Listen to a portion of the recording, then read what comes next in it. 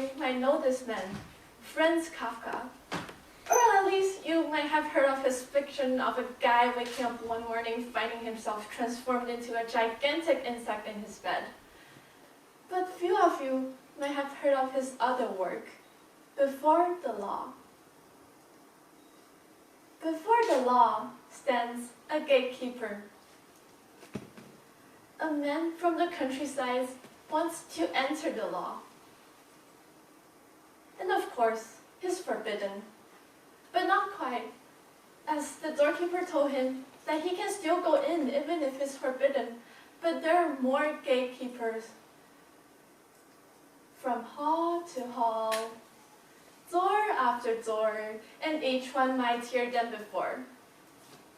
So peeking at the long, long hall, the man decides to take a step back and wait. He thinks that maybe there are other people like him who have similar needs.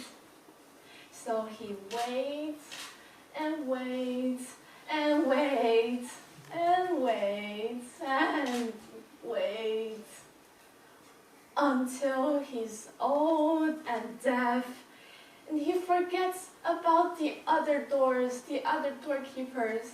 He did nothing but recount every pimple on the gatekeeper's face. What a thought! To know nothing but stare at a person's face for his whole life. Anyways, until he reached to the end of his life, the gatekeeper told him the truth.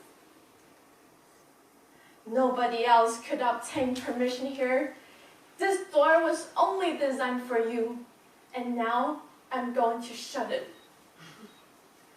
This story wants to tell a lot to the people about classes, about the bias of laws, about the period Kafka is living in. But as a citizen living in this modern era, a message I received from this story is that no matter how the forces outside influenced the man, he still didn't push that door himself, even until the very last minute of his life. So you may have lots of questions. How could there be such a person in the world who spent his whole life just to open a darn door? So stupid. But Melissa's story that you will be hearing next is going to tell you that there are, and in fact, many. Before the gate of NIS stands a quiet and shy girl who just transferred from a Chinese didactic system to an inquiry-based system. And from then on, every day to her feels like walking in a maze. Standing at the entrance, you don't know how much paths are in front of her. Everything is different. She discovered a new continent where there are beanbags in the classrooms instead of the 45 chairs where you have to sit straight like you're on top of a hot boiling pan.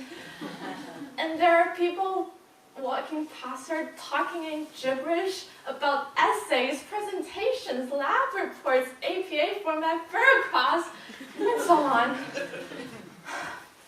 But having experienced the pain and torture of transitioning from a didactic system to an inquiry-based system, she identified the main obstacle facing most transitioning students, which isn't the language, but the huge gap between education systems.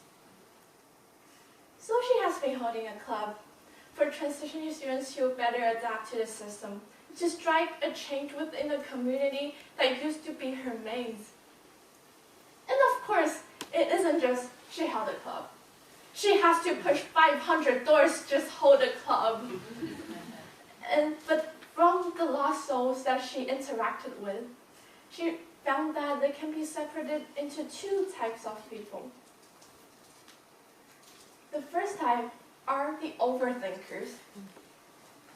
They're not the thinker, but the overthinkers who keep thinking about the future concerns and impacts and consequences of their actions and are afraid of failure and shame.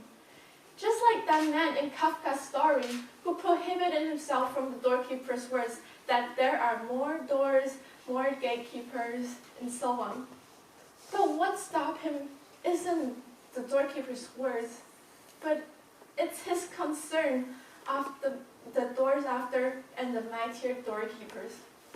In other words, it's his overthinking that kept him waiting all these years. The second type are the waiters. And of course, they're not the waiters in a restaurant, and actually they're better than them because at least they're taking initiative in their own life. But they're the waiters who waits and waits and waits for forces outside to push him forward. Some of them don't even realize they're waiting. But just because waiting feels more comfortable than acting, they wait. Of course, no one likes to hear teachers shouting at them to speak up in class or parents chasing them to get their work in. But somehow they prefer this way better than speaking up in class or seeking advices themselves. Therefore, what I think Kafka and myself want to say is the importance of our internal drive, of taking initiative, of pushing that door. Life is always in progress, in its ing tense.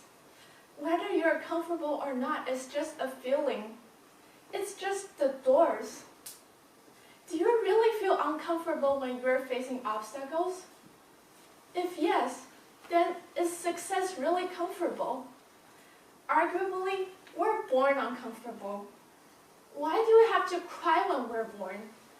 Well, probably not just to express how much we hate this world and want to squeeze back into our mother's stomach again. But because it's also a normal part of life. We're born under the weather, and our whole life will also be under the weather. It will be full of doors, even if we refuse to push them.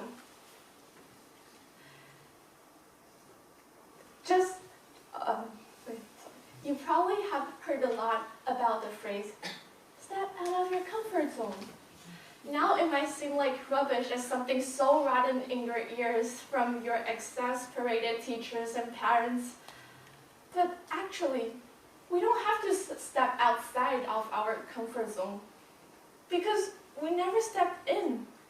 We're always in our uncomfortable zone, even if we didn't step out. Just like even if that man didn't push the doors are always there. Like the great philosopher Jean-Jacques Rousseau wrote, man is born free, and he's everywhere in chains. So why not take a chance and try to break those chains, to open that door? There aren't good or bad doors, so you don't have to pause to consider about the consequences. The success and happiness in life isn't an absolute value, but a relative one. Life is just about pushing and pushing and pushing and pushing, and we move forward. Else, we remain stagnant, like that man who spent all his life waiting for a closed door to magically open. On the other side, do you really feel comfortable if you didn't push that door? If yes, then you probably haven't experienced the feeling of pushing it, so you can't feel more comfortable. So, to reiterate my point, my first point is that we have to push the door ourselves. After holding the club for transitioning students, I found the huge importance of taking this initiative, especially in our IB system. A major thing IB looks for and wants to train in students is developing their own agency and initiative.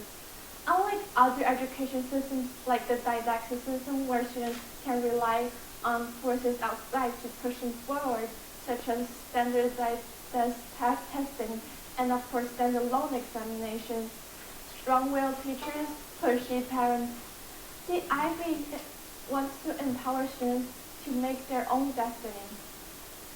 While other education systems teach students what to think, the IB teaches them how to think. And this is important. Just like the British novelist George Eliot said, it will never rain roses. If we want more roses, what do you think we should do? We plant them. Yes. So, my second point is that the door is only designed for you. Everyone has their own doors. It's not a huge task. You don't have to be like Bill Gates, who pushed his door and created Microsoft, or Einstein, who pushed his door and discovered the light theory and won the Nobel Prize. It can be as small as, for some people, talking to one of your teachers, saying sorry to a friend, or just keeping a promise of only playing 30 minutes of video games instead of the usual 2 hours, or that might seem hard for some of you down there. But anyways, as J.K. Rowling, the author of Harry Potter, said, it's our choices that show what we truly are, far more than our abilities.